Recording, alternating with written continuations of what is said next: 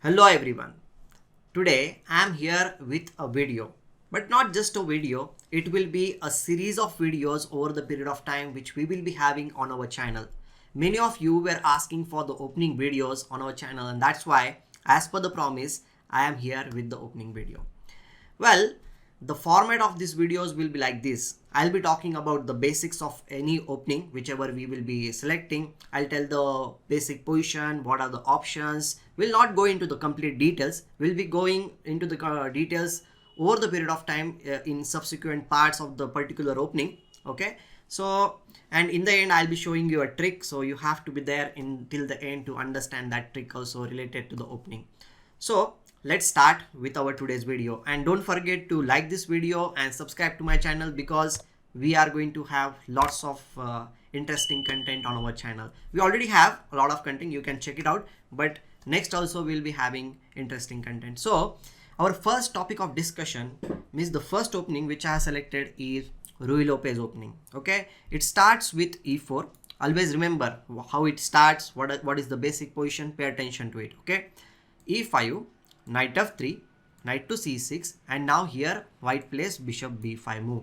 Whenever white plays bishop to b5, it is called as the Ruy Lopez opening. Now black has different options in this position. For example, I'll show you that black can play a6. This is called as the main line. Okay, then white needs to play bishop to a4.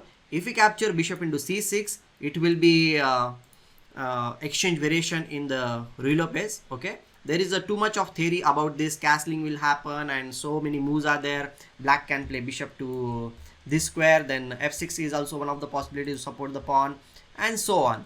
Usually white goes for the d4 move and the game proceeds. Okay, another idea which is the main line which I'm talking about is here bishop a4, and after this usually black players play castles, then castle means knight f6, then castle, then bishop to e7, and after this white plays rook e1. I'll just tell you one thing. I was always confused in my own games also, like what is the move order and everything. But if you pay attention to this thing, if you understand the logic, then it will be very easy for you. First of all, you should understand that after bishop is attacked, you need to go for bishop to a4. Then once he plays this knight to f6, we need to castle in this position. Don't worry, knight into e4 is also one of the possibilities, and which leads to many interesting positions. White usually starts with d4, then b5, then bishop comes back on b3, then d5 is played, and then d into e5.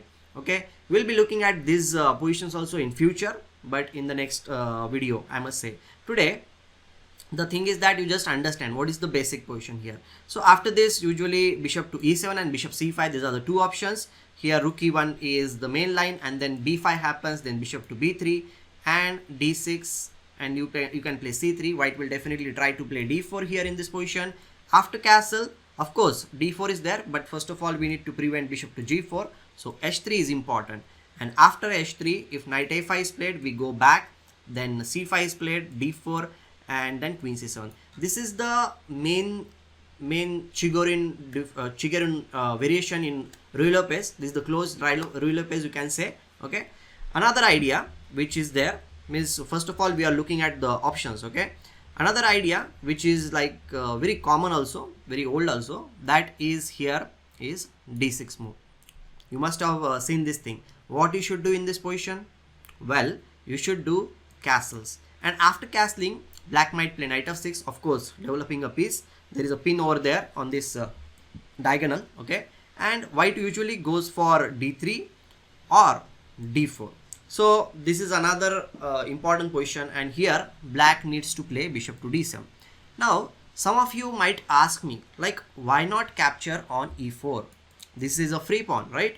Why not just capture it? Knight into e4 is a possibility. So I'll request you to pause this video and think about this position, like what is the problem with knight into e4, right? So if knight into e4 is played, I hope that you have thought about it. Knight into e4 if you play, then the game will be decided only because of the pins. It is a mistake. The point is white will go for d5, and after d5 the knight is being attacked, so black can play a6 attacking the bishop, because if you capture here, then black is ready to capture your bishop and the position will be equal. But white will be very clever. He will play bishop to d3 attacking the knight over here. If knight goes back here, then white has a good move, that is he can capture. That is very, the idea of black was to play e4 and trying to get one of the pieces. But now, as I said, the game will be decided because of the pins. White will just play rook to e1, now d5 supporting the pawn on e4, and now again white has a very nice and simple move, that is bishop to e2. And in this position, if black tries to recover the piece with e into f3, which is a possibility. Okay, if he doesn't capture that knight, then he will be just placed down in that position. If this is played, then what is the move? You can again pause the video and think about it. The move is c into b7. The thing is that now there is no time to capture here, because let's suppose you capture, then white can simply capture rook into e2 or queen into e2.